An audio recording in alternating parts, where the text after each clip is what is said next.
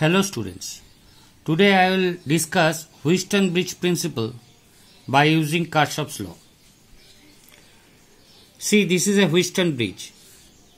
I have defined Wheatstone bridge in this way. Wheatstone bridge is a combination of four resistances P, Q, RS which are connected in a Z-like pattern. See, Z-like pattern. P, then Q, then R, then S.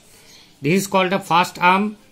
This is called the second arm, this is called the third arm, this is called the fourth arm. So if I go from here, 1, 2, 3, 4, P, Q, R, S. It is forming a Z-like pattern. One galvanometer is attached between PQ junction and RS junction. See, this is the PQ junction A and this is the RS junction B. Between this, a galvanometer is attached. And one cell, a cell is attached between PR and QS junction. See here, PR junction, this one, between this and QS. Between PR and QS junction, what is attached? A cell is attached. Okay. Now, if no current passes through the galvanometer, that is Ig is equal to 0, the galvanometer remains in null condition. This is called null condition. Null condition. And Wheatstone bridge is then balanced, and that time P by Q is equal to R by S. Now we will prove this. P by Q is equal to R by S we will prove with the help of Kirchhoff's law. Let I current comes out of the cell.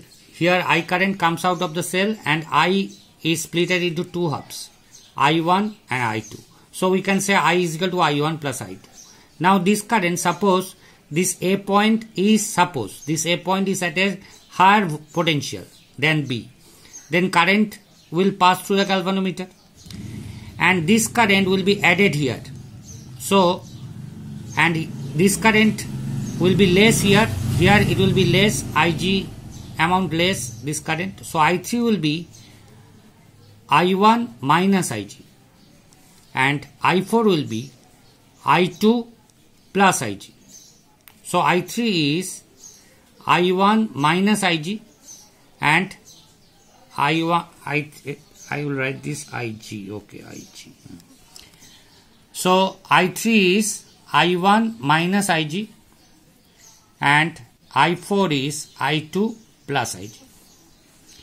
So if we add this, again it will be I have done here. See here, I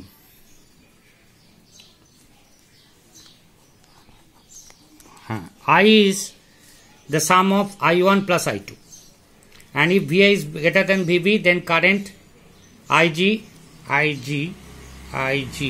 okay, current Ig passes, small g I am taking here, Ig when I am writing Ig, I small g passes through the galvanometer from A to B.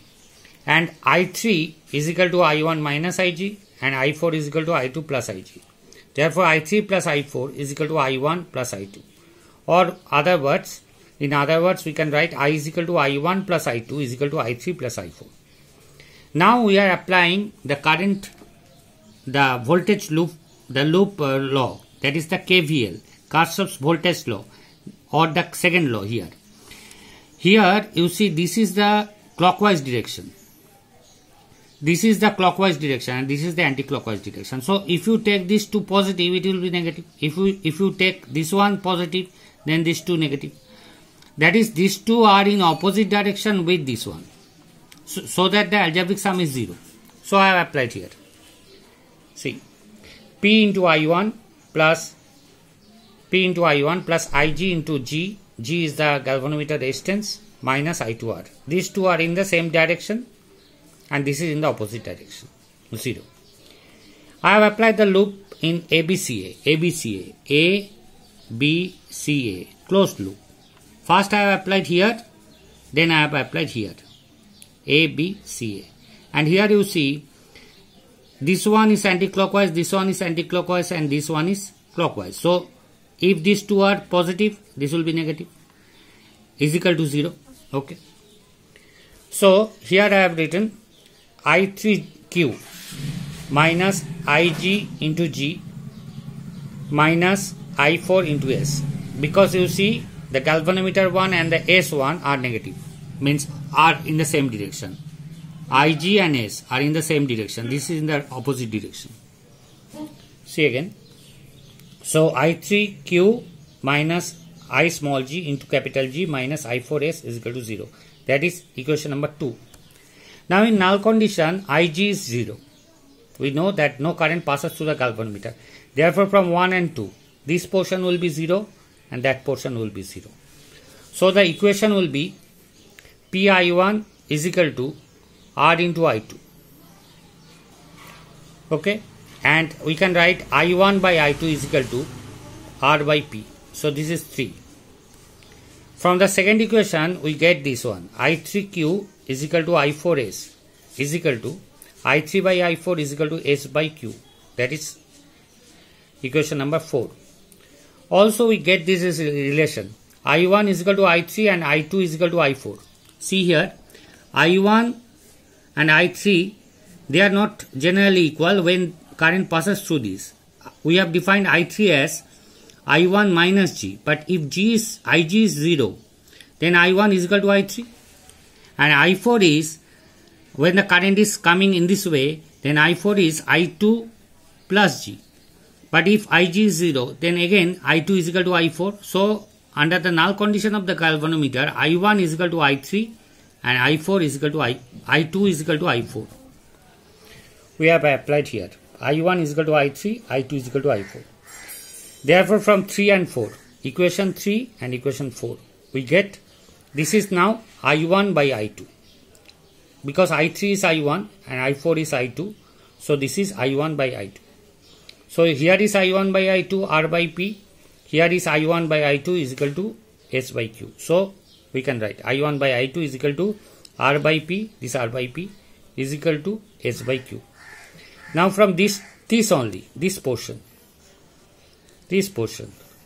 we can write P by Q is equal to R by S after cross multiplication. So this is the principle of the Wheatstone bridge under null condition of the galvanometer, and this is proved by Kirchhoff's voltage law. I think you have understood it. Try to subscribe my channel and give like wherever is possible. Thank you.